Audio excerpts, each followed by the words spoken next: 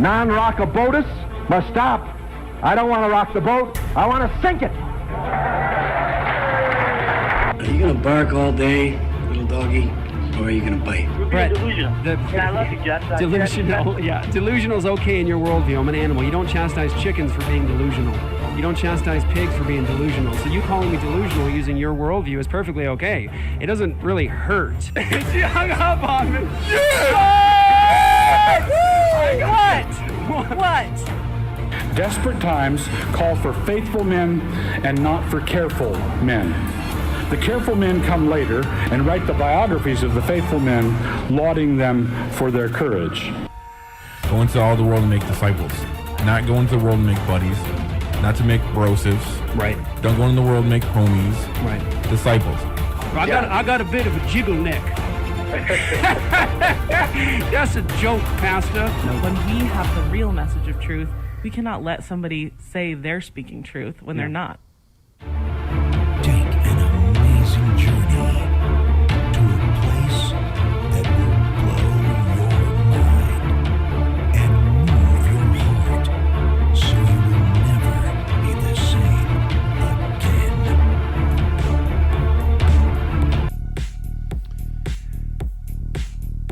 They dragged Jason and some of the brothers before the city authorities, shouting, "These men who have turned the world upside down have come here also."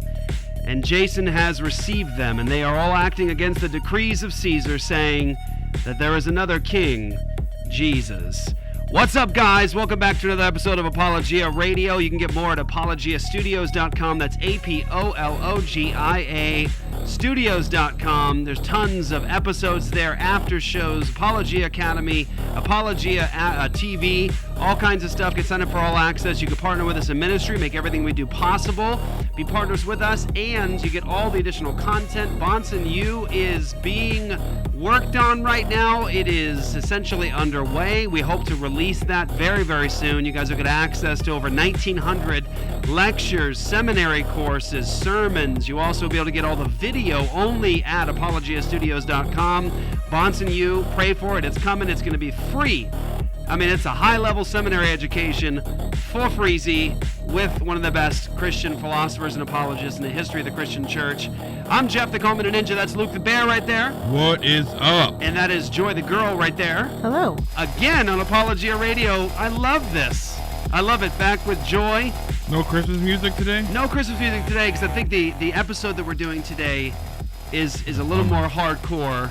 I want this Find to some like hardcore Christmas music. we could find some like metal Christmas play music some or something. AVR Christmas. That's true. Looks like find some. We'll find I some. have some. Maybe I'll look for it. I don't think that's a viable excuse, Jeff. Yes, we'll find some. That way it'll last the year long. It'll be worth it. So just a quick thing. We have a lot to talk about today. We are going to talk about the Supreme Court. We're going to talk about the 18 states now who are involved in the legal battle at the Supreme Court. We're going to talk Actually, about... they were supposed to have responded with... I think by right Thursday now. at 3 is like the initial... I thought it's next Thursday? This Thursday, I believe. Today, yeah. So it's 3 Eastern, which is 30 minutes ago. Friday, they were expecting, like by Friday, they were for sure going to get something because it's a timely issue. So here's the thing. I have to say this, and this is absolutely undeniably stupid and ridiculous. Shame on you, Google. Shame on you, YouTube. Absolutely undeniably stupid and tyrannical. We have we're up against something right now on this episode. I want to just say this to YouTube. If you try to pull this video down, all we're doing today is reporting the news, which should still be allowed to talk about what's happening in the world, just to announce it, just to say, hey, guys, this is happening. It's not like I'm reporting the news about like what I had for dinner last night, something that's like, irrelevant like that. Don't even remember what I had for dinner last night. But I'm reporting something that's happening at the highest court in our nation, the Supreme Court. And I don't know, just 18 sovereign states that, participated in this and are actually arguing at the Supreme Court with the Supreme Court to exercise their original jurisdiction to hear their case. News like that. Things like that. And people might be saying, Jeff, what are you talking about? Why is it stupid? Well, I'm going to show you. So let me just go ahead and pull it up here. Oh, I took it down because my wife called and it rings. Hey, how do you take that off so like it doesn't just start screaming through your... There should be... There you go. Hang on. I'm gonna pull this up, and then I'm gonna bring our guest on, because I know he'd probably love to talk about this too, because he's highly involved in media. And okay, I think it's just about ready. What is going on? Here you go. Okay. I think maybe you just discovered the way that we can just fly under the radar, is we just talk about what we had for dinner last night. Right. Just talk about it. Yes. I had fraud burgers for dinner last night. Was there a fraud burger? And was then it a new restaurant called the Courthouse? They are supremely good. This is yep. We're gonna create our own language. Our own for this language, show. exactly. All right, so let's invite onto the show. You guys are really going to be blessed by the show today. I'm confident one of my favorite people, favorite pastors, and a good friend of ours, Toby Sumpter, pastor of Christ Church in Moscow, Idaho. Toby, welcome to Apologia Radio, brother. Thanks, Jeff. Thanks, Luke. Good to hear your voice. It's a little faint, but I hear your voice, Joy. Good to be back on Apologia. I'm quiet. She's just a quiet little thing. Yeah. All right. We're gonna jump right into it, Toby, and we're gonna get lots of time to talk with you today. I also want to talk about the book that you have out right now. We'll get to that near the end of the show. Yes. So I said that YouTube and Google are acting in a very stupid fashion and manner. I said that this is ridiculous, and I'm going to show you why. So Isaac, show the screen right now. I'm going to show everybody this. This came out yesterday or the day before. Was it Monday or Tuesday? Can't remember. Last 48 hours, this came out from YouTube. Yesterday was the safe harbor deadline for the U.S. presidential election, and enough states have certified their election results to determine a president-elect.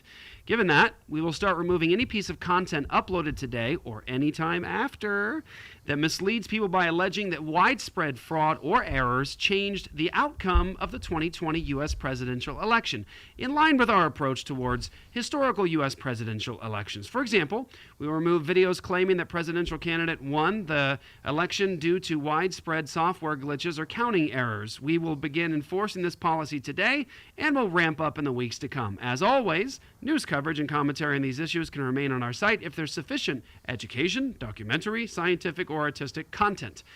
So we just want to announce to YouTube right now that we plan to be very artistic in this episode. Very artistic. We plan to we plan to love science, and we are documenting things that are happening in our world, and we're trying to educate people as to the news, what's happening around us. So that's really what we're going to be doing today. So we're just going to be talking about what's happening, and I don't want the tyrants over on YouTube to be taking this down. It's time to start working on other platforms, let me tell you. Yes, I am looking at Rumble right now. I just wish some of these other platforms would actually do something good. You know what I'm saying? Like, let's leave Facebook and YouTube and let's go over this platform. You get over there and it's just not good. Why can't we have something that's good and just a better option? Yeah. Like Parler, man, I'm still trying to figure that thing out. It's not very user-friendly. It's just not very user-friendly. And so, anyway, I know people are migrating over there. I'm not planning on leaving Facebook or YouTube until they kick me off, but I will be putting Apologia stuff on those other platforms as well. Let's talk about it. YouTube telling you we're going to remove any content that alleges that a presidential candidate won or lost because of fraudulent votes or all the rest. Haven't we seen enough? Look, I got to say this ahead of time because I know it just comes up. People in the comments just don't know us. They make comments. You got to understand, I consider myself a libertarian in many ways. I am not beholden to any political party. We're not like Republican, Trump. As a matter of fact, we got in so much trouble. I can't even tell you how much trouble we got in when Trump went for his first election. We were very leery and very much like, I'm not sure. And we were the ones saying, hey, couldn't we do someone better? Like, I grew up with Trump. I know like what he used to believe. I'm not sure we can trust him. We were vilified, absolutely vilified. So just want that as the background. My concern here is in terms of integrity, the law, those sorts of things. And so when we're bringing up these questions about, like, you know, what's this truck driver doing coming from another state to deliver ballots to another state? With two tall gaylords? with gaylords. Why are people being kicked out, not allowed to observe the vote? Why are we putting? Why are there photocopied ballots? That are being counted, like they aren't even folded. They weren't sent to anybody. They're just photocopied ballots. Why are those going through the machines? Like, I think we should be able to ask those questions, and I think if you are a Democrat or a Republican or a Libertarian or whatever, you should care about that, because there is no republic, there is no freedom, no liberty in a nation when your vote isn't real, or when people can take over an election. So this should be newsworthy, and at least you can start talking about it, asking questions. All right, guys, go ahead. I'm going to pull up some more stuff here. Well, I think, just to go on what you were saying, I actually was just listening to a sermon that Doug gave recently. I don't know when it was, but within the last week. And he was saying, like, this shouldn't be Republican versus Democrat. This shouldn't be your team versus the other team. This should be a matter of, like you just said, like, truthful, honest elections. Right. That's what this is all about. Like, that's what we want, is for honesty and for cheaters to be punished. It doesn't matter what side you're on. You should want cheaters to be punished. That's right. That's right. I think one of the real telling things is just the cancel thing. So if people who care about truth, it doesn't matter where the truth comes from. It's the truth. But as soon as you start saying you can't share that perspective, or we're going to kick you off our platform, everybody says, wait a second, I thought you care about the truth. Right. That's right. And we are living in some strange times, guys. I mean, look, you don't have to be a conspiracy theorist to say, hey, it's a little strange that before the election, like the Hunter Biden story gets banned, no one's allowed to even talk about it.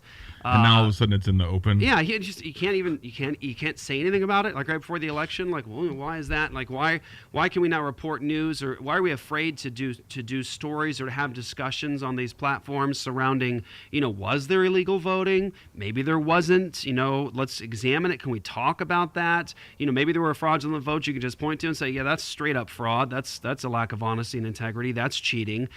We shouldn't be concerned about whether we can talk about these things. So there's just a lot happening right now. I think that should cause us all a lot of alarm. We're gonna go through a lot of this today, and we're gonna talk to Pastor Toby about resistance to tyranny as a Christian virtue. But let's just report on the news. Some of you guys have already seen this. It's relatively fresh. Oscar-nominated Umbrella Academy star Elliot Page announces he is transgender. So if you can show the screen here, Isaac, it's Variety. That's the website, variety.com. They've already changed her name to Elliot Page. And so they have a picture of Elliot Page, who actually was a really beautiful woman when she's, feminine, looking like a lady sort of a thing. But Elliot Page here, I want to announce to everybody, still actually has a vagina. And this is a woman, and we're already placating to this syndrome. We used to call it lady bits on this show. Yeah. We can say lady bits. It's 2020. I think you're just, you know what? I'll use the official name or the apology.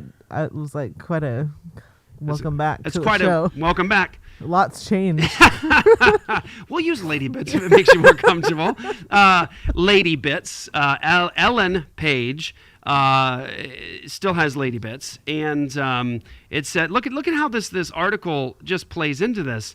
Elliot Page, the Oscar-nominated star of Juno and Netflix's The Umbrella Academy, has announced he is transgender. Elliot, formerly known as Ellen Page, that's like the artist formerly known as Prince, right, sort of a thing, addressed his social media followers saying, hi friends, I want to share with you that I am trans. My pronouns are he, they, and my name is Elliot. I feel lucky to be writing this, to be here, to have arrived at this place in my life. I feel overwhelming gratitude for the incredible people who have supported me along this journey. I can't begin to express how remarkable it feels to finally love who I am enough to pursue my authentic self. I've been endlessly inspired by so many in the trans community. Thank you for your courage, your generosity, and ceaselessly working to make this world a more inclusive and compassionate place. I will offer whatever support I can and continue to strive for a more loving and equal society. Thank you, you now cis white gender male, male gender guy. I mean, think about in terms of like where we're at today with intersectionality and critical race theory and all the rest. You put those things together, and I'm thinking for a lady like Ellen, maybe jumping into like being a white male in the West is not the wisest decision to make, because now you've just become an enemy. Right. Yeah. Ellen, and all of this if you'd have done this in the 90s, just the 90s, wasn't that long ago. Some of you guys watching this show, you're like, that's when I was born. Wasn't that long ago at all. And was it you? You were late 80s. Was it? I was late 80s. Was it you? I had to think for a second. I knew it was late 80s. I'm not a 90s even baby. At that time period, this would have been vilified, and people would have said, why is this major platform just immediately diving into adopting this delusion, and now speaking for her, saying he, and using the name Elliot. So I think this shows, the desperate need for the light of the gospel. But Toby, can you comment a little bit on Ellen Page and the fact that she still has lady bits? Well, I don't know about that, but I my initial response was that I was coming out and wanted to let everybody know that I am COVID immune, and I'm really thankful and proud of myself for identifying now as completely COVID immune, and I want to thank everyone for bringing me to this place. I'm grateful to be here, and I think do you have a particular COVID pronoun you'd like me to use, or? It's healthy. You just call me healthy Pastor Toby. Healthy Toby. I'm completely immune. Right on. No, it's absolutely. It's just more of the same. This is basically. It used to be that people, I don't know. Maybe I'm going to get in trouble, but wore ripped jeans and got tattoos and. I don't know, did something like that to be cool and edgy. And now it's, I'm going to play with my, I'm going to pretend to be a gender that I'm not. I'm going to pretend to be a sex that I'm not. And these people are just incredibly lost. Yes. And I think, on the one hand, it's hilarious. It's like, it's somebody denying gravity. I identify as someone who can fly. No, you don't. No, you can't. It's absolutely ridiculous. And on the other hand, these are, as you noted, she's a woman made in the image of God. That's right. And was made to be beautiful, made to cultivate life, made to nurture life. And it's incredibly sad that we live in a day and age where that is not honored. And every time someone does this, one of the other things you have to think about is she's not a man. She can't be a man because God didn't make her to be a man, but also because it takes a lot more to be a man, and vice versa. I mean, Bruce Jenner is still Bruce Jenner in a dress, and he can't be a woman because it takes a whole lot more to be a woman. And so every time one of these, cross-dressers comes out, which is what they are, it's just souped up cross-dressing. We should, it's a massive middle finger to real women and real men. Yes. And ultimately to the one whose image they bear.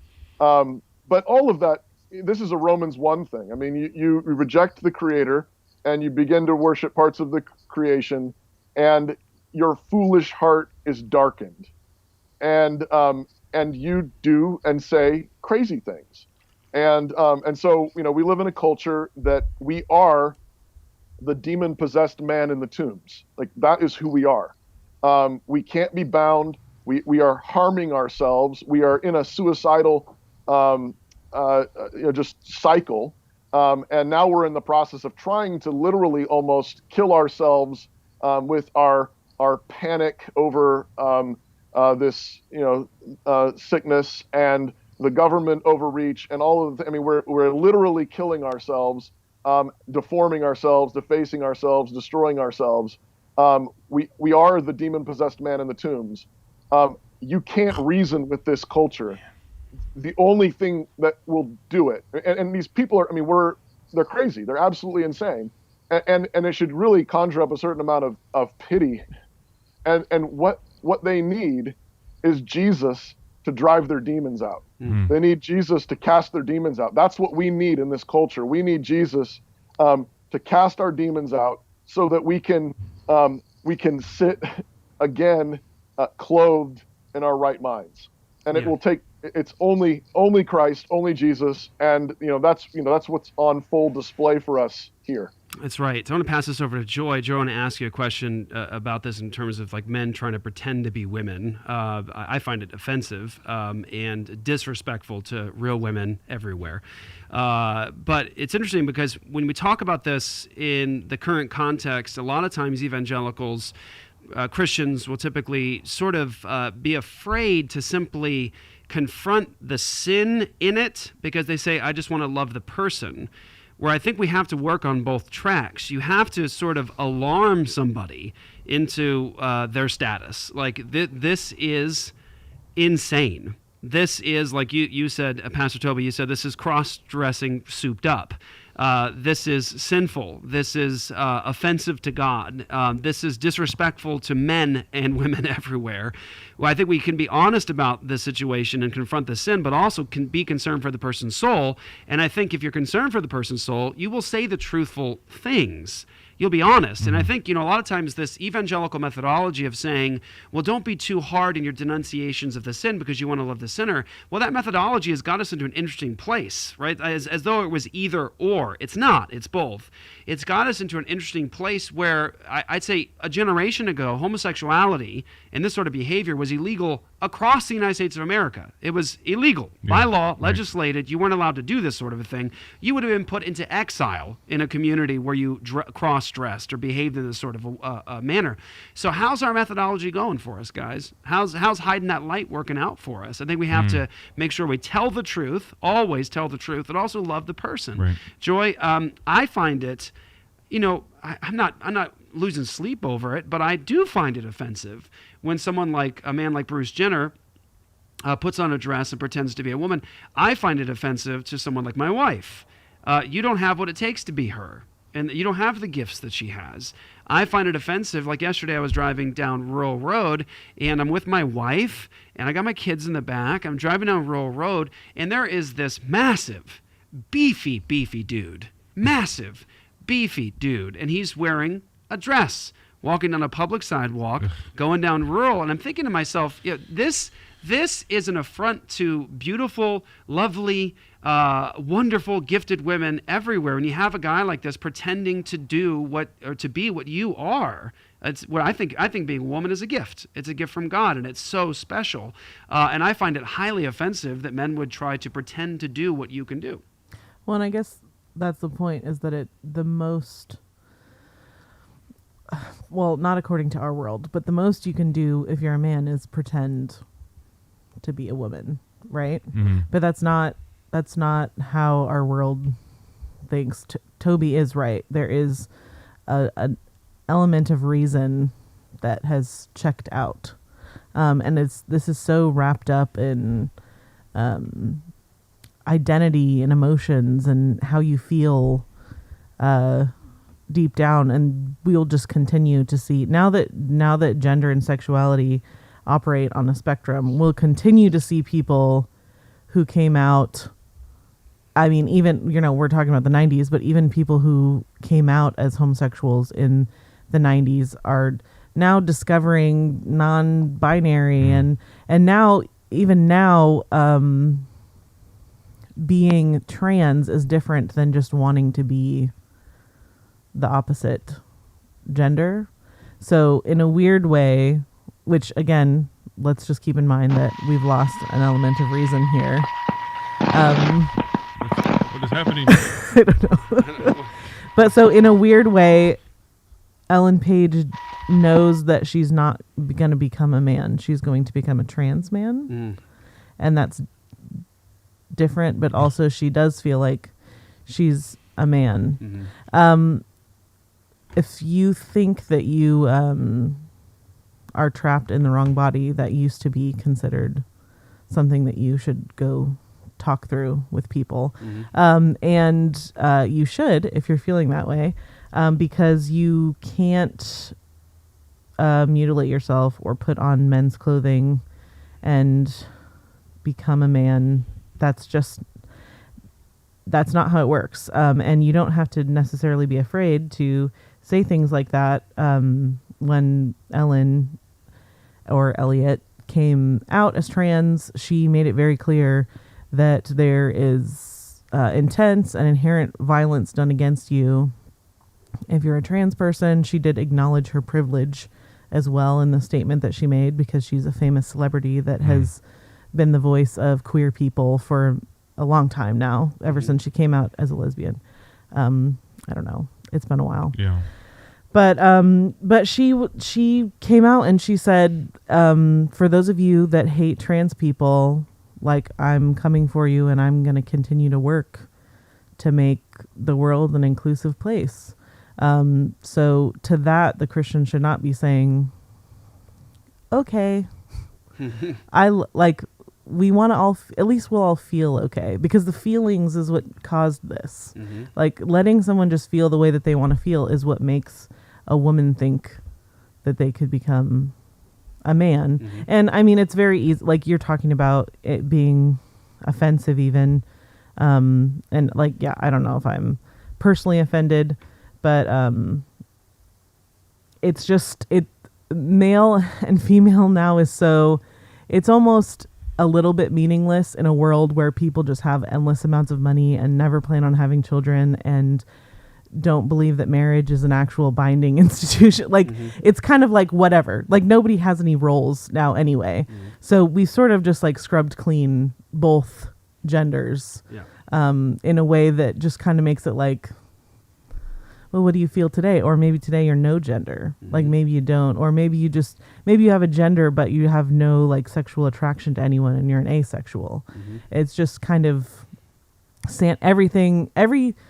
anything meaningful about your biology has kind of just been like scrubbed clean. I was just saying, I mean, the movie that kind of launched her career or made her famous was a movie about her being pregnant. Right.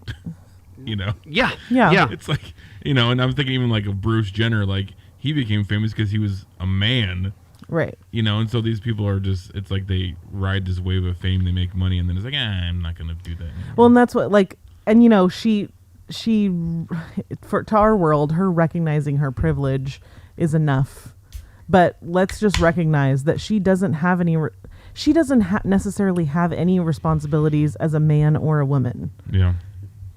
Like, and this is how these are the people that we look to, people that are totally out of touch with like even just something as simple as what living a normal human life looks like. But then there is no like male, there is no female. You just are kind of like expressing the best version. It's all about just being as actualized as you can possibly be. And somewhere along the way in this journey, she discovered that she would be more actualized as a male.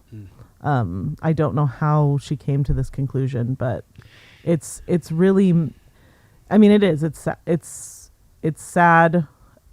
Toby also mentioned killing ourselves. I'm pretty sure there's a statistic that talks about like 40% of trans people attempting suicide at some point after the transition. Right. Yeah. And so this is not a societal, we don't need to put a societal spin on that and say that we're hating people to death. Yeah.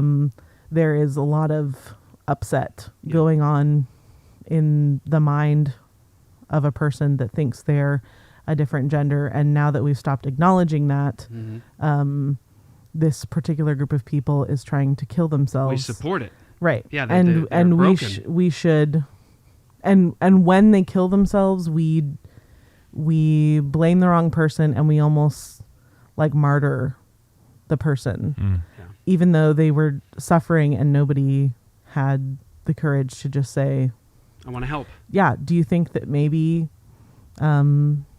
you are very, and I don't say confused lightly, I'm trying to say that in the most like sympathetic way, empathetic way possible. But do you think that you're very, very confused and you need some help Can we and help don't. you? Yeah. Exactly. That used to be sort of the methodology. Let me help you through this. All right, so we're going to move on from this point to the next stuff that's very, very newsworthy with Pastor Toby, the bear, and the girl. And I want to start this off though with a fun fact. Fun fact is I spent a lot of time with Toby. I've been to his house, having a meal at his house. His wife is a wonderful cook. And I haven't been to his house yet. And just, hashtag just saying. Yeah, just saying. Maybe someday. But it's actually Toby's fault, maybe his wife's fault, maybe equally together, that I have about probably 5-6 extra pounds on me now. I'm carrying at all times that I can't seem to shake loose, and it's because of what's the name of the dairy place you went to in Washington? What's the name of it again? Oh, Tillamook. Tillamook. And they had like, do you want some ice cream, Jeff? I was like, you're speaking my love language. It's Toby's fault. And they introduced me to Tillamook. What's it called? What's the flavor? Mississippi mud flap or something? Mud That's pie. That's a mullet. Mud pie. What? No. What's it called? It's like an insane flavor. It's the one when I offered you. We were on mission, and I was like, "Would you like some ice cream?" Yeah. And I gave you like Giant bowl, and then you're like, "Do you want more?" The bowl was like overflowing, and I was like, "Would you like a second bowl?" Because I'm having my third. So anyway, fun fact: it's Toby's fault that I'm gaining weight. That's called glory. That's called glory. Glory. There's another G word I think the Bible uses, but he's like, I've seen Jeff. I think there's a different word you're looking for. All right, so just quick things in the news. I'd like to hear all of us sort of comment on this. So back to what I was saying at the beginning, the censoring of content happening cross-platform right now. Facebook, you name it, Instagram, Twitter, YouTube, they're all silencing people who are just having these kinds of conversations. But we are in the midst right now of an election that isn't technically over yet. Even though the election was on November 3rd, immediately reports started coming out and witnesses, hundreds and hundreds of signed affidavits started coming out. We have video footage now, all kinds of things. We have questions about Dominion software and all the rest, and these foreign companies now as part of our election process. All this has been happening. Everybody knows. You probably wore out about it, or maybe you didn't know it was still going on. If you're on these major platforms, you may not know that there's this thing going on in the background that's pretty intense right now. Just a quick word here. I think right now, no matter what happens, it's a tough spot for our nation. I'll just say that briefly here as I'm going to play the stuff about the Supreme Court so you guys can learn about that. 18 states right now involved in this complaint at the Supreme Court. They have the original jurisdiction because it is a constitutional issue.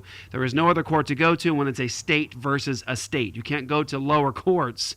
The Supreme Court has original jurisdiction. That's the claim. I think we're in a bad spot because let's say something happens and the Supreme Court rules in the favor of these states who are making the complaint. They said, yes, these states, these battleground states, didn't even follow their own legislation. Right. The Constitution says that it has to be done legislatively. So when they change the rules, say a judge changed the rules, or anybody changed the rules close to the election and said, yeah, you can do this kind of voting ballot. You don't need to have a signature. That wasn't legislated in the state, and so it's illegal vote.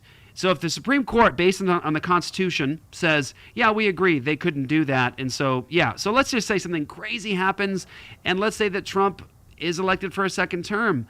I think we're in for some trouble. I mean, you've got groups of people this last year that showed that they're willing to burn down cities and murder people and hurt people. This was just back November. This article's from November 3rd. You can show this, Isaac. Antifa leader warns Trump, we're armed, concede by Sunday or we retaliate. Well, that was like November 25th. So shows you kind of the stones that Antifa has. It says, and Adam Rahuba, who claims to lead a violent mob of Antifa leftists in Pittsburgh, Pennsylvania, warned Trump and his supporters that armed thugs will target conservative areas if their demands are not met. So I just wanted to show that just in terms of, like, we all know that if this goes that direction, there could be a space of difficulty in America. Now, I've had a lot of conflict with Antifa locally. They know who we are. They've been out at the abortion mill, and I could say I'm not too worried. Okay, let me just say that.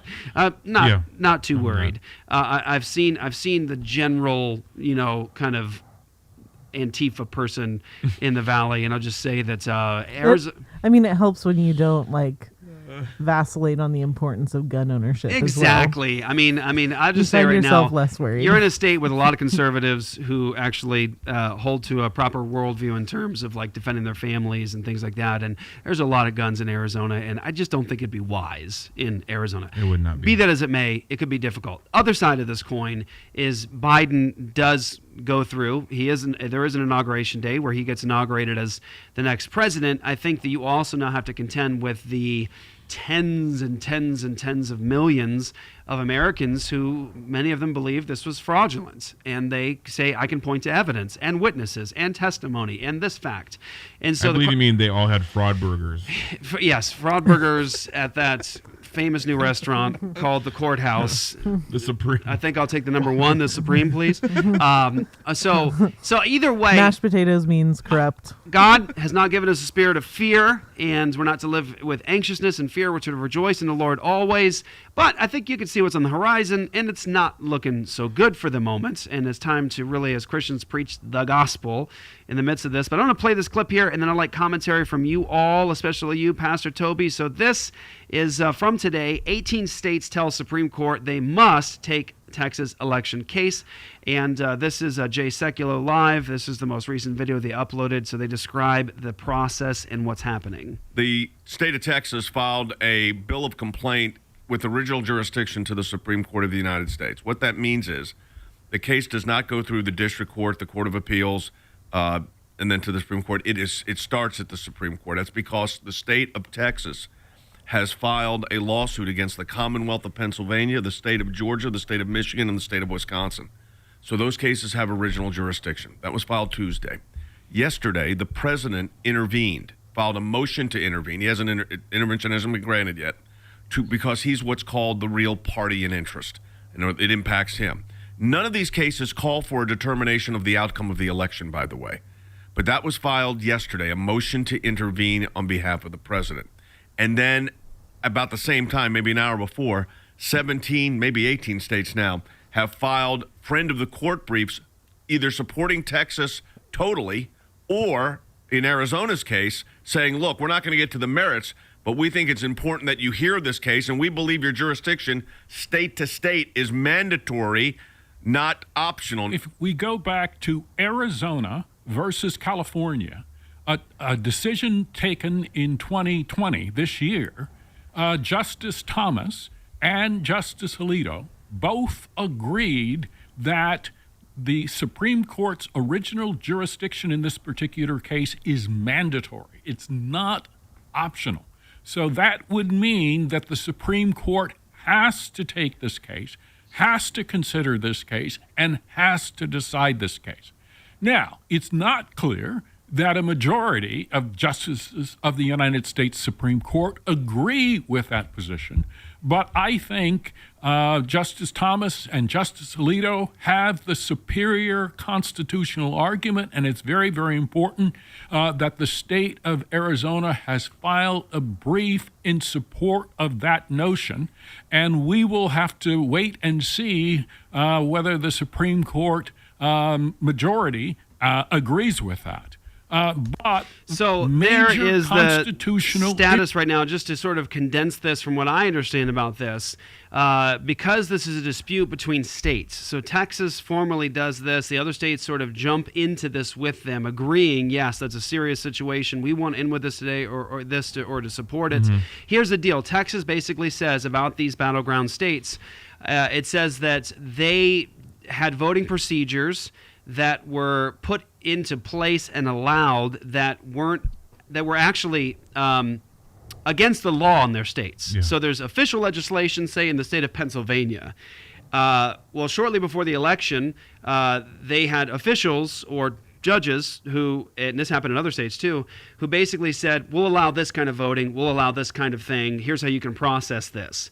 Well, the problem is that there's actually legislation on the books in those states that was determined by legislators, the way the law is supposed to be created, that says you're not allowed to do that, but they did it anyways. So they violated their own state laws. They violated the U.S. Constitution. Mm-hmm. So this is actually not, and you notice Trump was originally on this. This is not like the Trump campaign, with a frivolous lawsuit. This is the state saying, as a sovereign state of Texas, we have something that's impacting us here. If you violated your own election laws on the election of the president, it impacts Texas. It impacts Arizona. Right. It impacts Georgia. It impacts the rest of the country. When one state does something against the law in a presidential election, the other states have an interest.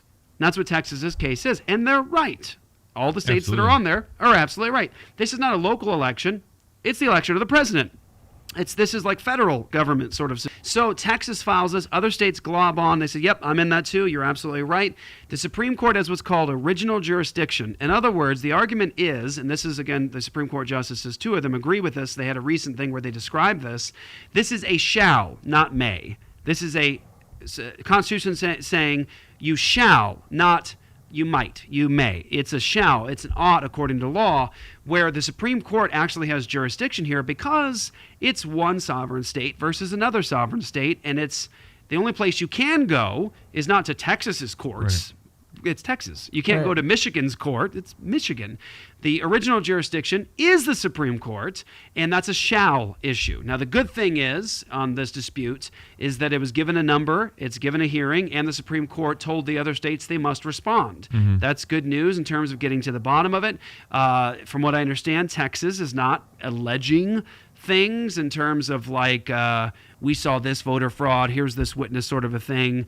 Texas is essentially saying this happened and it violates their own state laws. Yeah. Now, the Constitution says that only the legislators can determine the election laws in that state, and it has to be uniform. It wasn't uniform. Sometimes you had varying rules in the same state, in different counties. You're not allowed to do that according to the United States Constitution. So the states are all saying this was violated. And so the Supreme Court, from what I understand, can essentially kick it back to the state and say, well, now your legislation, your legislature has to actually determine its own electors because this was done illegally, or it goes to the higher House of Representatives at the federal level, where they make the determination. And from what I understand, if that is the case, you have more weighted with the Republican than you do the Democrats, and so it could just go to Trump. But at the states and federal level. Yeah, at the state and federal level. So here's the thing. They're not asking them to throw away particular votes.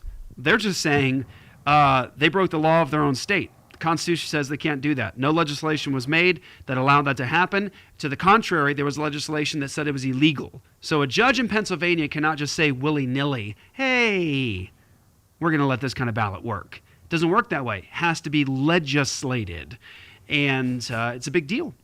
It's a big deal. So that's how the law stays the law. Yes. That's how everyone knows. That's how in 20 years when there's new people, they know what's legal. Right. Yeah. So that stuff isn't just like written down on a sticky note yeah. and like, oh, I'm sure the next guy will read all this. Yeah. He'll understand. Right. That's the point of it, is that it's objective and it stands. Yeah. I was just gonna say, just to clarify what you were saying, because it's so important. Is them? This has to go straight to the Supreme Court, like you were saying. Like it can't go. That's the law. Like it has to go directly to the Supreme Court. Shall is the word. Yeah, exactly. Yeah. But the why that's so important is because you see some of these other cases that Trump's team has put forth. There might be a lower circuit court who just says, yeah, we're not going to see this. Right. So that just jumps over all of that nonsense and goes right to the top. So that's right. Yeah. Toby? The specific section of the Constitution is Article 2, Section 1, Clause 2. And the Constitution says, each state shall appoint in such manner as the legislature thereof may direct a number of electors equal to the whole number of senators and representatives. And it's that clause in particular, in such manner as the legislature thereof may direct, that the Texas suit is challenging. And so I think it's important to distinguish the idea that the federal government does not have the power to decide the election. And we don't want that. What we want is the Supreme Court to uphold the Constitution, and the Constitution requires each state to follow their own laws on the books. Right. And it's clear that actually every state, their legislature could decide to choose their electors in different ways if they wanted to. That's not prohibited by the U.S. Constitution, but it has to decide what it's going to do, and then it has to follow what it has decided to do, and it can't play around with that and play games with that. And so I think it's a pretty fascinating case, and I'm really curious to see what happens. Me too. I think, people might be asking, it's really interesting too. It's I think it demonstrates how the 21st century evangelical church has done, I think we can all admit, a poor job of educating people properly in the biblical worldview. People, as we've been talking about this recently, have said things like, hey, why can't you guys just stick to preaching and theology? Why are you talking about politics? So it's a very truncated view of the Christian worldview. All politics is legislated morality. Exactly. If it's a moral issue, it is a Jesus issue. Yep, exactly. What did Jesus come to do? To save people from their sins. Yeah. That means that he's concerned with sins. And if something is immoral in society, Jesus came to save people from it. So if you are legislating things that are sinful, let me tell you, the Christian church has something to say about it. And if you think that the Christian church doesn't, I would say you need to stop reading the Message Bible or something. I'm sure there's lots of things I could say to that. But I think we also have a very, very poor view of the authority and lordship, the kingship of the Lord Jesus Christ. And what what does Jesus have authority over? Well, in Matthew 28, 18 through 20, it says he has all authority in heaven and on earth. That includes over these issues. The Christian church has something to say here. We have a prophetic voice to the government to say, have integrity, do what is right before God, love your neighbor, and don't allow cheating and fraud. You see, this is what gets missed here. Stick to preaching, not to politics. No, this is a love your neighbor issue. Exactly. Do we understand that? This is loving your neighbor. I would say if you don't speak into these issues as a Christian explicitly, as a Christian representing Jesus, then you're not loving your neighbor. Because here, look, take for example just something we've talked about before, but it's important.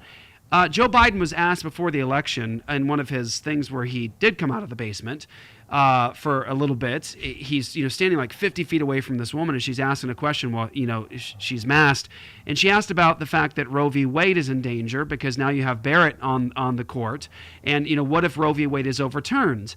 And he admits something that all of the pro-life industry needs to understand. Apparently they understand it, the Democrats do. He said, if she does overturn it, they do overturn it. We'll just have to make Roe v. Wade law. That's an admission that Roe versus Wade is not law. It's a court opinion. Now, court opinions can be good because they can be consistent with the Constitution and they should be upheld. But some court opinions are actually fallacious, erroneous, and unconstitutional. And not law. And not law because it has to be legislated. Congress creates legislation. Now, here's the deal. Someone says, stay out of politics, just stay with theology, keep preaching. Well, here's a guy in politics who's telling you he's going to give Roe versus Wade the force of law, which will murder children. So, should I stay out of that as a Christian? Should I stay out of that realm, out of that sphere?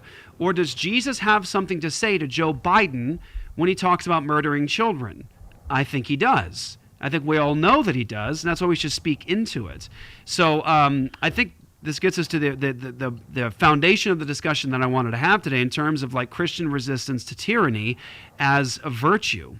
I think this will actually bring us right into that conversation.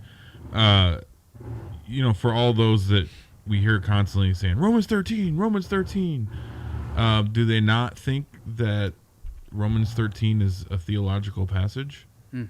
Right? Right. Like, that's the one we hear the most when it comes to getting involved with politics. So, like, there's theology in the rest of the Bible, but when it comes to that one chapter, there's no theology there. That's politics. Yeah, good point. Toby?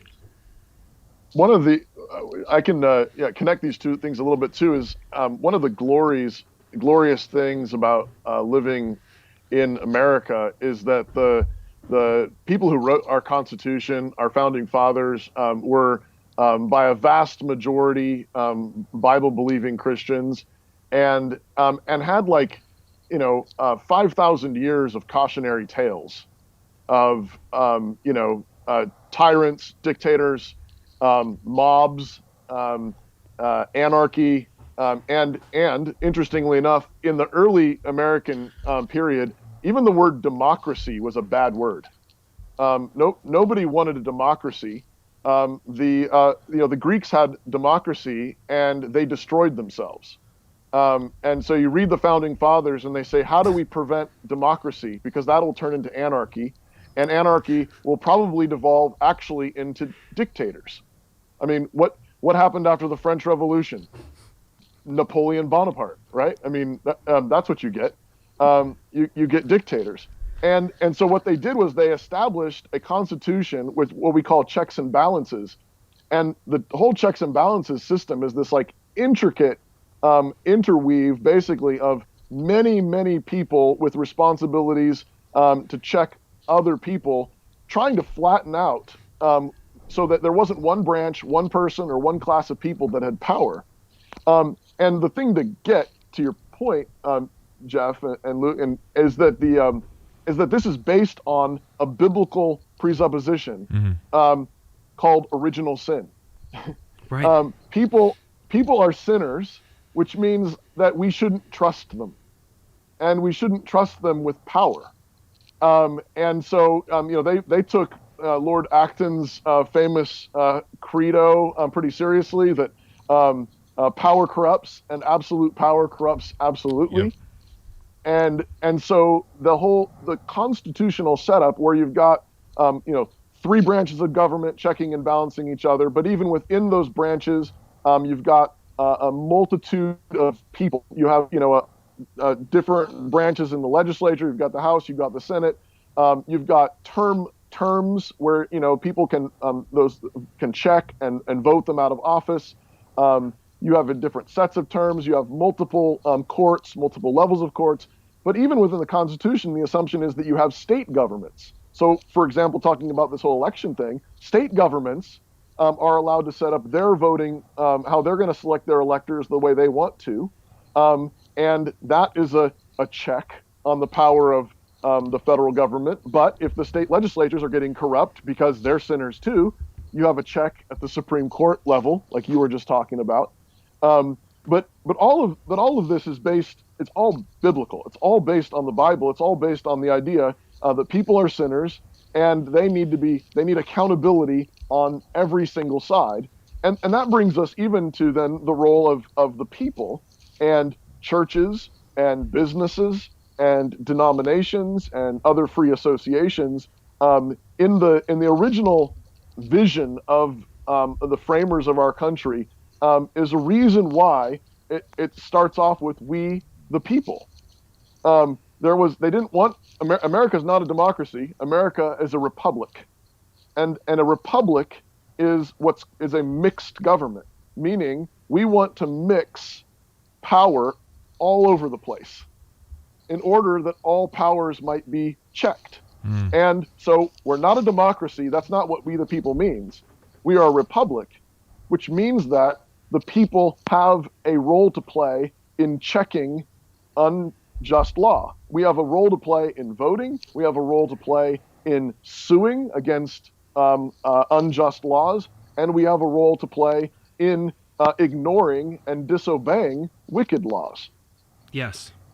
And this gets us to an important point. I think that it's good for us all to understand this, and that is that when the Christian church was birthed, when Pentecost happens, and the Holy Spirit is poured out, and they start going out and evangelizing all over the empire, it's important for us to recognize that the proclamation, Jesus is Lord, was treasonous. So early on, the early Christians, when the church is moving throughout history, it's the very beginnings of the gospel going all over the world to every creature under heaven. All that is going on. The Christian church, when they are announcing Jesus is Lord, they are defying Kaiser Kyrios, that Caesar is Lord. And so the early Christian church is actually engaging in a treasonous act, according to some, on the other side, in terms of you are defying or trying to subvert state power. You are an enemy of the state. And it's interesting that in the beginning of this episode, I read Acts 17. The Apostle Peter and the early apostles and Christians were being accused in Acts 17 of saying there's another king, this Jesus, like one Jesus.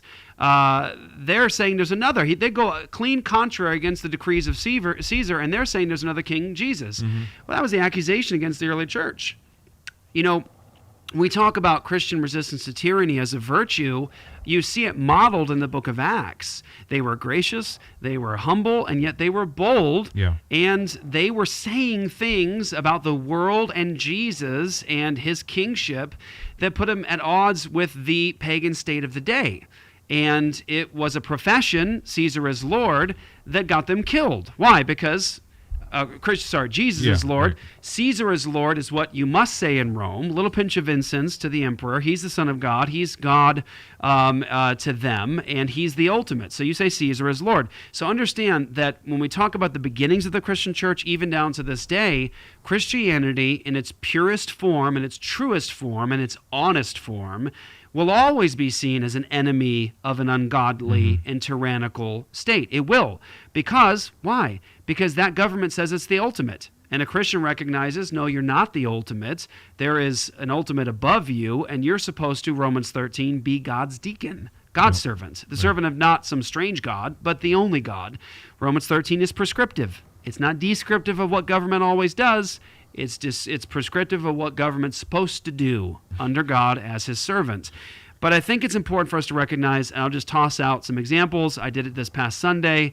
There are plenty of examples in Scripture of God's people showing fear of God above fear of man and resisting evil, sinful things that violate love for God and love for neighbor. Exodus chapter 1, you've got the women who resist the decree of Pharaoh to kill all the young boys, and they lie to the Pharaoh. They engage in some righteous deception because they were trying to preserve human life, and God said that they feared God, so they were blessed. You have Daniel chapter 3, Shadrach, Meshach, and Abednego. You've got them refusing to bow to this statue that represents God, the state. Bow to it. They refused and said, live or die. We're not going to bow. And God rescues them from the fiery furnace. And of course, you got Daniel chapter 6 or 7, 6, I believe, where Daniel is openly defying the orders by popping those windows open and saying those prayers and getting thrown into the lion's den. Now, question, were they sinning against God because they defied the government? They were glorifying God by defying the government. And I think every apostle that had their skin taken off their body or who was flayed or burned in an oven or decapitated for saying Jesus is Lord, they were glorifying God as an enemy of the state because they recognized that there is a higher authority, a different king, one Jesus. So, well, I think this, just to add on to what you're saying, I think there's an important parallel between Rome and the early Christians and our nation now, because the early Christians, they weren't, I grew up thinking like, well, the Christians were persecuted because they wanted to worship Jesus, right? That's not why they were persecuted. They're persecuted because they wouldn't say Caesar is king, right? And I mean, Rome actually, this is where there's an important parallel. Rome actually like bragged about the number of religions. Like, look at us, look at all the different religions we have. Basically all the like inclusive religions, right? But if you're a non-inclusive religion, then you're going to be persecuted. It's the same thing we have now. Yeah. Look at our nation now. Like they're welcoming and they're including everyone except the Christians because they won't bow down to Caesar. Right. Yeah, that's right. And there's new, there's with this new religion, state religion, right on schedule. We have certain ways of signaling the fact that you are part of that civil religion. Most notably, making sure that you have a woke burqa on your face, because that's the religion. Yeah. And if you don't bow down to their high priests that are their scientific studies or whatever that they made up, ignoring real science for decades.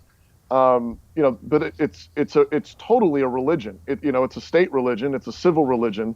But that's why we're increasingly marginalized. Can we just call it a woka? A woka. Can we just that's go nice. with that? Yeah, we're just gonna go with that. That's nice. Sure. Let's end on this note. I want to show you this in terms of just. Remember last week we played that clip? This was Cynthia Johnson. Woo! She was the one. She's fiery. Yeah, fiery is not the word I use. Yeah. She's a child. That's the word. Okay, there you go. Yes. Okay, I used the wrong word. I was thinking of Melissa, who was fiery. Yeah. She was the blonde. yeah. The blonde chick we were blonde talking bird's about. nest. That was, she was excellent. Cynthia reminds me of my children when I'm disappointing them. Yeah. So this was the legislator in Michigan. Yes, she was a state rep in Michigan. State rep in Michigan, who was giving everybody such a hard time. Wasn't making a whole lot of sense, but she's in a lot of trouble right now because she did a Facebook Live video where she offered a threat, and I'm going to let you guys hear it. So this is just a warning to you Trumpers. Be careful. Walk lightly. We ain't playing with you. Enough of the shenanigans. Enough is enough. And for those of you who are soldiers, you know how to do it. Do it right. Be in order. Make them pay. I love y'all. Woo! Wow. Can you imagine now? Imagine Luke or Toby or Jeff Durbin looking into a camera and saying, "All my soldiers, you know what to do. Make them pay." I would have federal agencies. So many people would be like, I knew it. Yes. I knew it. He's not even dog whistling anymore. It's just straight up in your face. Like, we'd have federal agencies like at our doorstep asking us questions. What did you mean about that? You know, all that sort of stuff.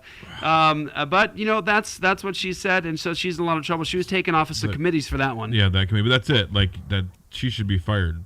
Yeah. For that. For behaving in that manner. But at least they removed her from the. I mean, that's one of the more bold moves some of these legislators have done in the last month is actually like do something like that. They just need to go further than that. So. Yeah, and I wanted to play that just to show like the tension underneath all of this right now is actually pretty intense. Now, I'm not an alarmist. Everybody knows I'm post-millennial. I believe that Jesus wins the entire world before he returns, 1 Corinthians chapter 15. But, you know, it doesn't mean there's not going to be suffering and struggling on the way, and you can't ignore the difficulties that are in front of us and that are present realities. And I feel like right now we're sitting on a powder keg in many, many ways.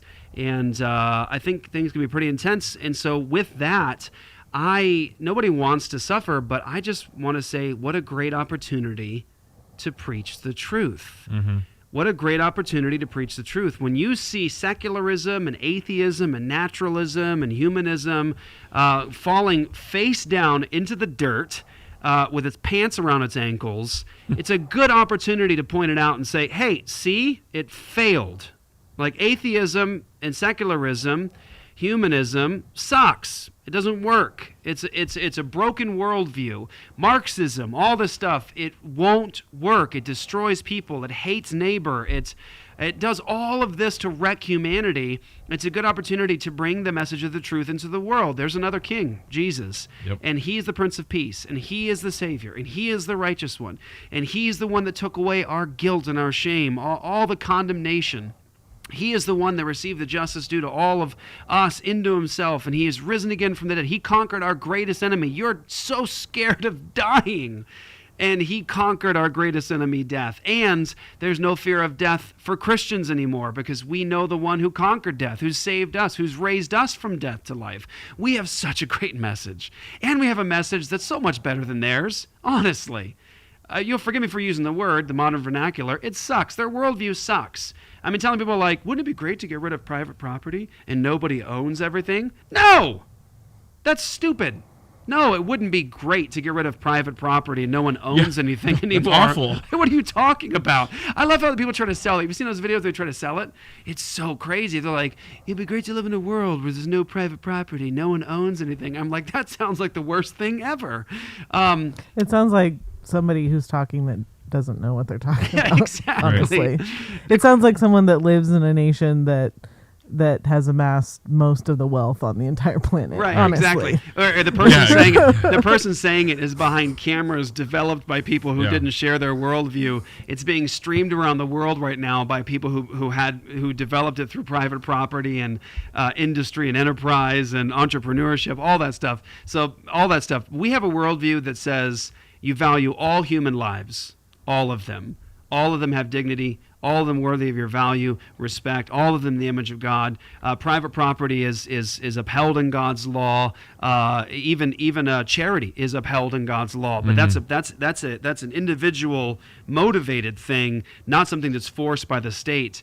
God in His law treasures liberty, freedom, absolutely. equal weights and measures, all of that. This is such a beautiful worldview. Here's the thing: our worldview is better. It is better. It brings flourishing and joy and delight and celebration in the world. Their worldview is awful. It is so bad and so contradictory.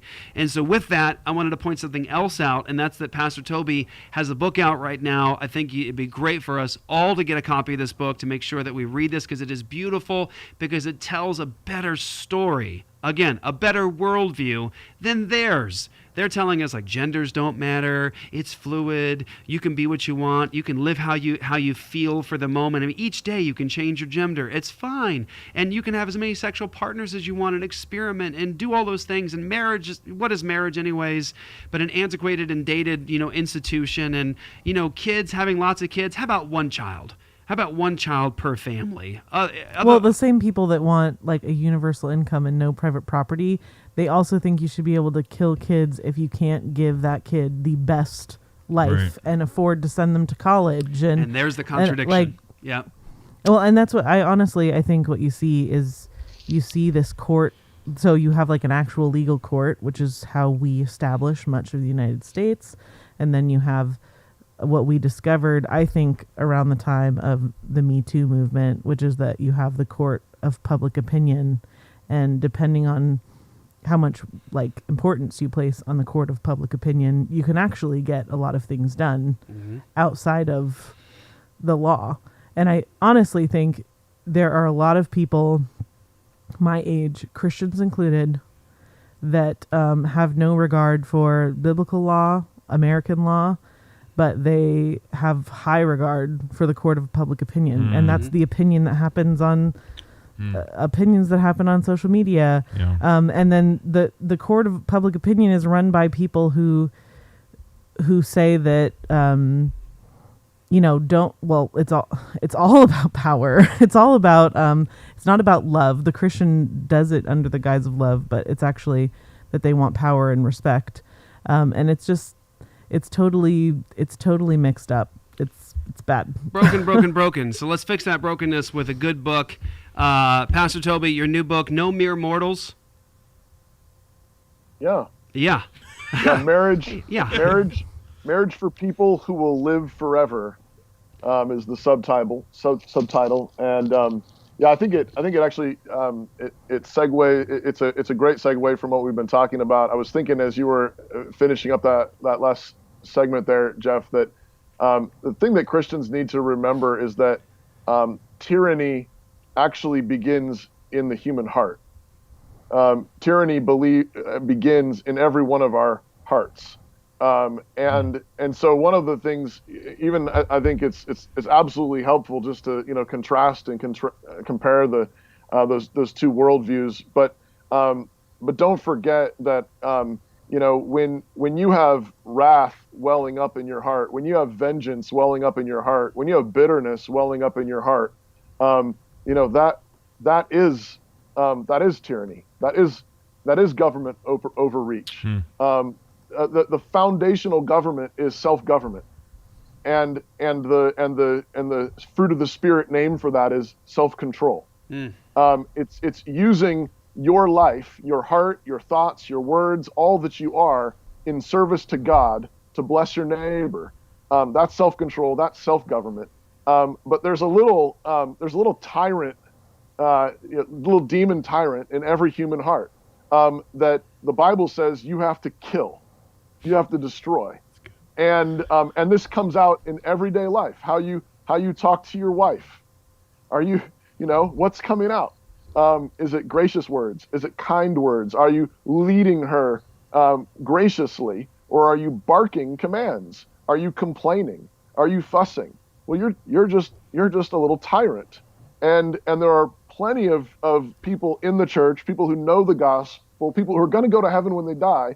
who still have a lot of that flesh, that little tyrant demon in their heart, it comes out, and it comes out typically in those that we live with, and so absolutely, I think one of the things that we have to recover, and the Christian church has to recover, is a robust view of marriage and family. This is one of the foundational governments. Building off of self-government is family government.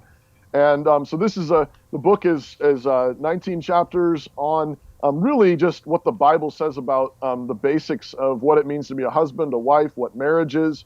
A lot of it I've been marinating in Pastor Doug Wilson's teaching for years and years, and so this is a little bit of my own spin on what I've learned from him. We have this is a college town, so we have a lot of weddings up here. I do premarital counseling. We have wedding season here in Moscow, and so I've done probably, I don't know, I should count, I should know, but 50, 60 weddings or something, and over the last 10 or 12 years, and every time I usually do 2 or 3 premarital counseling sessions with couples. This is built out of that, and plus just being a pastor for the last 12, 15 years, working with couples through challenges, and then just sort of looking at the world around us, and realizing, man, we're lost, and so much creeps into the Christian church, even in conservative Christian churches where people still believe, well, yeah, I know Ephesians 5 and 1 Peter 3, the husband is the head and the wife submits and he loves, and we've lost sight of what the family is even for. Mm-hmm. And so this goes back to Joy's point earlier about all the gender confusion. When it doesn't matter what a man is, then why does it matter if you're a man or a woman? If it doesn't matter what a woman is, it doesn't really matter. And the church has led the way in this. I mean, we're the ones that started ordaining women 100 years ago, and now we're a bunch of mainline denominations are ordaining homosexuals. But we have led the way. We have not been salt and light. We have not killed the flesh in our hearts, and we have not taken up the responsibility that liberty is. And that's the thing that a lot of Christians don't understand, is that liberty, freedom, is responsibility. It's the responsibility to serve others under the blessing of God, to fulfill your responsibility as a husband, as a father, as a wife, as a mother, and as a son, as a daughter. Those responsibilities, that's what your freedom is for. And when you take those responsibilities seriously, then you need the government to get out of your way, because you got work to do. But when you don't take those responsibilities seriously, then you're not thinking about providing for your family. You're not thinking about providing a Christian education. You're glad for the government to provide schools for your kids. Right. You're glad for the government to be the parents of your kids. You're glad for the government to take care of the health care and the welfare of your family. What is that doing? Well, every time you give it to the state, you're giving away your freedom, because you've given away your responsibility. But freedom is actually heavy.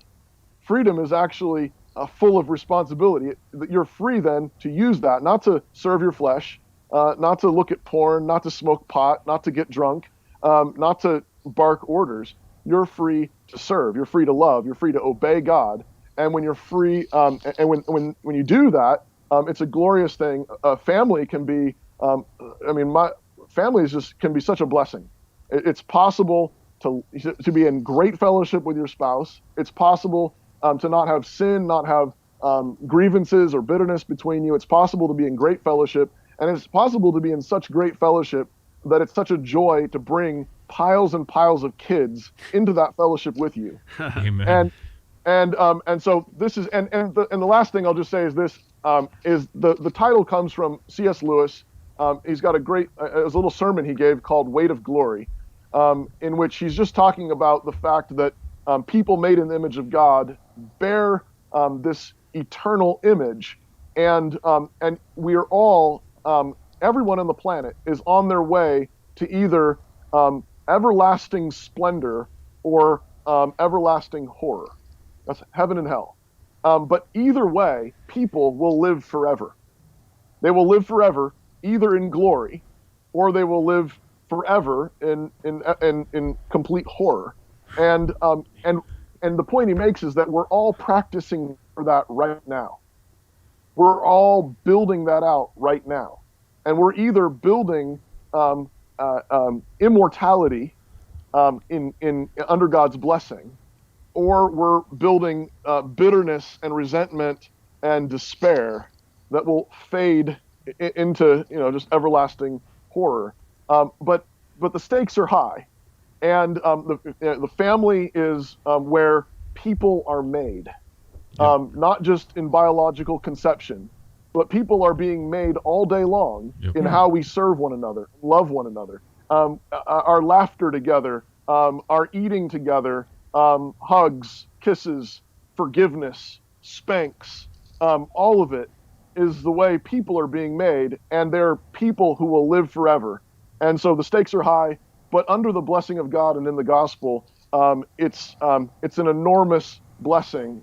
Jesus came to restore the hearts of fathers to their children and the hearts of children to their fathers. He bore the curse of our sin in order to make everything new. And so there you go. No mere mortals. I can't say it. And marriage for people who will live forever. Get your copy. Hope it's a blessing. Where? Canon Press, right? Canon Press. You can also go to nomeremarriage.com, and you can order it directly there. There's also a little study guide booklet for couples to go through, nomeremarriage.com, or at Canon Press. All right. Man. Pastor Toby, love you, brother. That was amazing, brother. Thank you. Thanks for having me, guys. Absolutely. Look forward to seeing you soon, man. Hopefully we can get to Moscow and you can actually let Bear eat with you.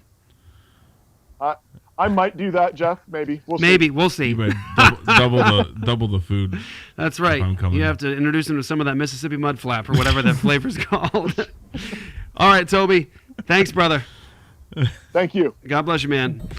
All right, guys, that was the show for today. But before you leave, we have an announcement, special announcement. So don't depart just yet, because something important is coming up, and we need you to come and hang out with us. Would you like to come to Arizona to hang out with the bear, the ninja, and the girl? And have some Mississippi mud flap? Mississippi mud flap for everybody. I will.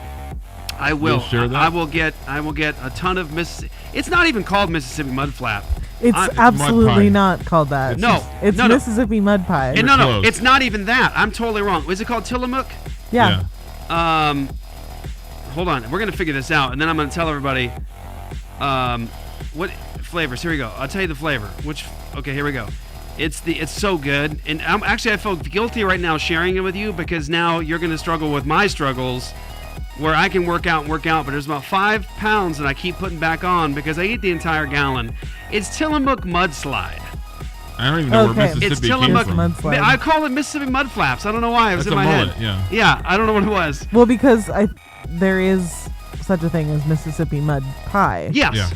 So that's probably where you got Right now there is Mississippi a raven sitting up there with a mullet looking at you indignantly. He's got a grudge right now. Just so much grudge going on. Yeah, the latest studies show that ravens experience indignance towards. Yes. All right, so everybody listen up, guys. This is really important. I really meant that. I'd love to come out. I'd love to have you come out here and meet us, shake our hands, and come and join us while we preach the gospel. We demand justice for the preborn. We have a rally January 22nd, 2021 at Arizona State Capitol at the Rose Garden. Hopefully, we don't even have space for it because we have just thousands deep. But we're going to have a 10 a.m. Walt Blackman, Representative Walt Blackman, is putting in a bill to criminalize abortion in Arizona. That is going to be his press conference, so we want to make big noise about that, where he's going to announce there with the press conference the bill to criminalize and abolish abortion in Arizona. So praise God for that. 11 a.m. is going to be our rally for End Abortion Now. Want to encourage everybody, look, if you're anywhere in Arizona, come and meet us. Come and shake our hands. Let's go pray together. Let's go rejoice together, and let's proclaim the truth in this. But if you're, I don't care where you're at in the United States, come fly out. Come fly out. Make a thing of it. Come out, meet us. Come join us as we prayerfully ask God to save the children in our state, but also celebrate this big moment where we have a bill to abolish abortion in the state of Arizona. We have so much happening this next year. Christians all over the country are doing the same things in so many different states, but it's happening now. Bills to criminalize abortion. We January have 13 22nd. states now that are wanting to introduce bills. Yeah. 13 states. Praise God. So join us. We got to make noise about it. We got to bring the truth into the public square. That's what we need. I don't want to just have like a rah rally. Like, hey, come just go rah. Like, make noise in the despair.